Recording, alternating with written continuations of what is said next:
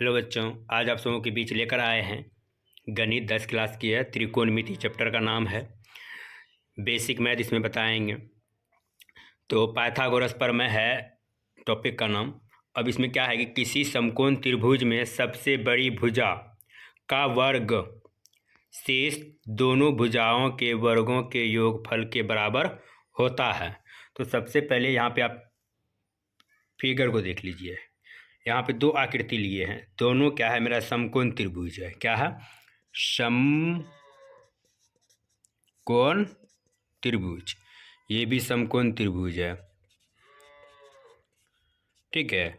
तो इसमें देख लीजिए सबसे बड़ी भुजा इसका कौन सा हो जाएगा? ये वाला, ये हो जाएगा मेरा ए से बी। इसमें भी ए से बी।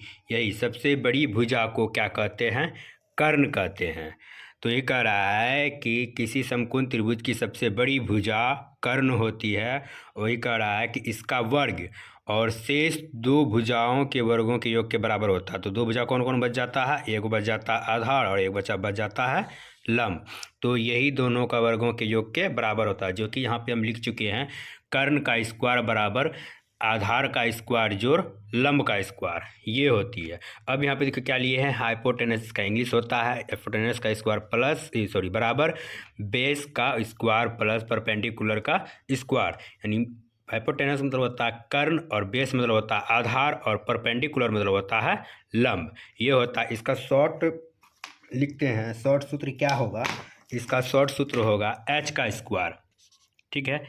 एच का स्क्वायर बराबर, तो एच का स्क्वायर बराबर क्या हो जाएगा?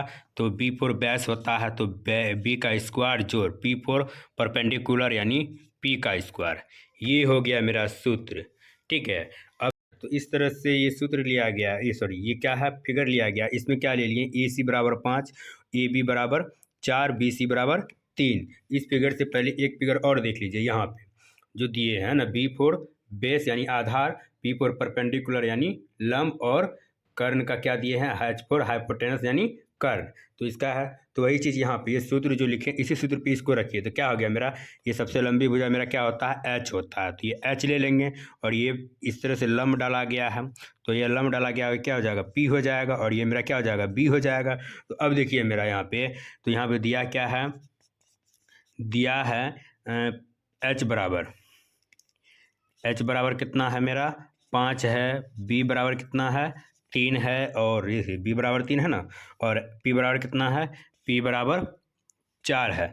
अब चलिए प्रश्न में क्या कहता है कि एच का स्क्वायर बराबर बी का स्क्वायर जोड़ पी का स्क्वायर, ये होता है। तो एच का मान क्या है मेरा? 5। तो 5 का स्क्वायर बराबर बी का मान कितना है मेरा? बी का मान है मेरा 3 है। तो 3 का स्क्वायर हो जाएगा। उसके बाद फिर क्या है? प्लस प्लस क्या आ जाएगा? पी का स्क्वायर है। तो पी का मान कितना है मेरा? 4। तो 4 का स्क्वायर, 5 का स्क्वायर करेंगे तो क्या हो गया? 25 बराबर 3 का करेंगे तो 9, 4 का करेंगे 16। तो 25 बराबर, ये देखिए 25 पाइथागोरस थ्योरम हुआ।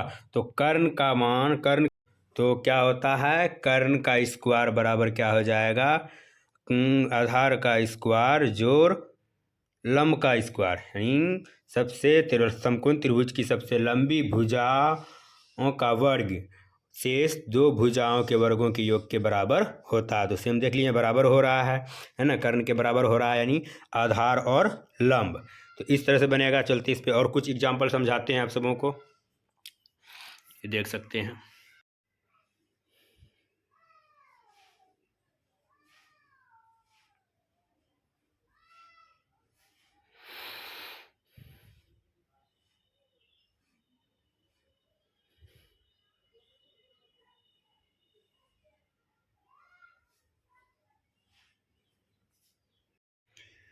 चलिए यहाँ पे देखिए, इस सूत्र पे ध्यान दीजिए और इस फिगर पे ध्यान दीजिए।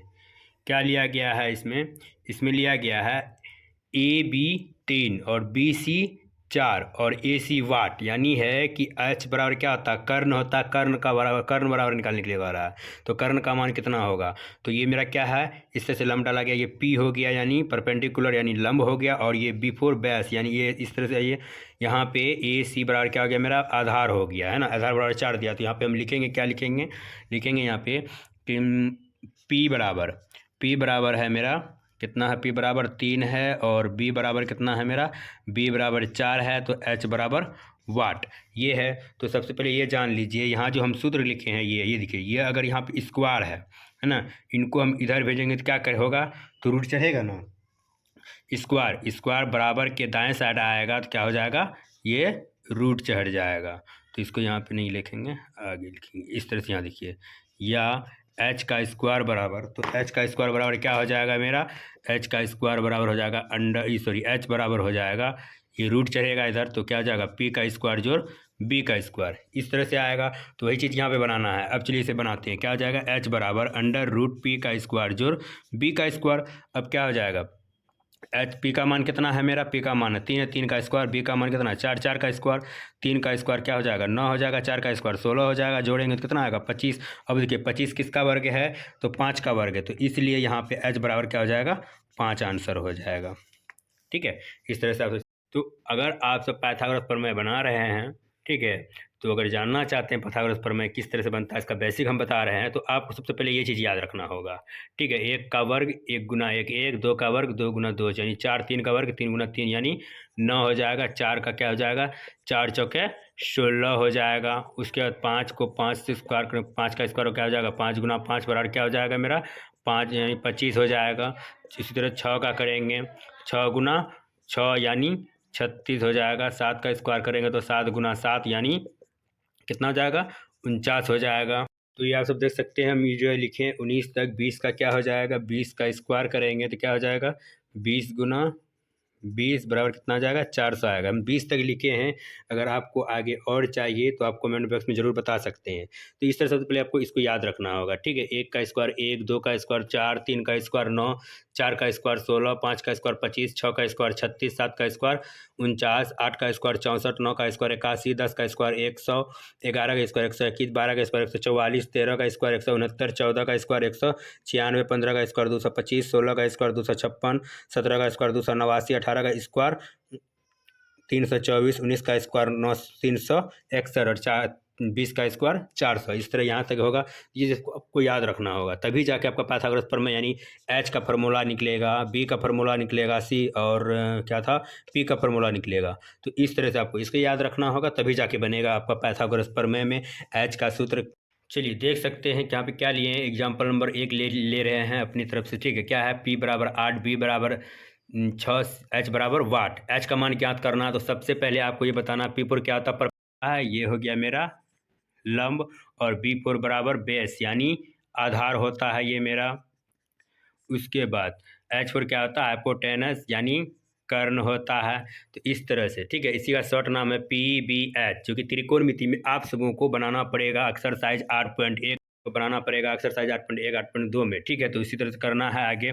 तो चलते हैं, इसको समझते हैं पहले। तो H बराबर वाट है, तो H बराबर अभी जस्ट हम सूत्र बताए थे, क्या होता है √P का स्क्वायर यानी लंब का स्क्वायर जोड़ B4 बेस बी का स्क्वायर यानी B4 आधार, है ना, आधार हो जाएगा। अब देखिए यहाँ पे √, क्या हो जाएगा, P का मान कितना है मेरा, P का मान यहाँ पे 8 दिया हुआ, 8 का स्क्वायर हो जाएगा प्लस B का मान कितना है 6, तो 6 होगा, 6 का स्क्वायर क्यों, क्योंकि यहाँ पे मेरा जो है कि B में स्क्वायर, इसलिए 6 का स्क्वायर हो जाएगा। अब √P क्या हो जाएगा, 8 का स्क्वायर करेंगे तो देखिए यहाँ पे 8 का स्क्वायर 8 गुना 8 क्या है 64 है मेरा, तो यहाँ पे 64 हो जाएगा।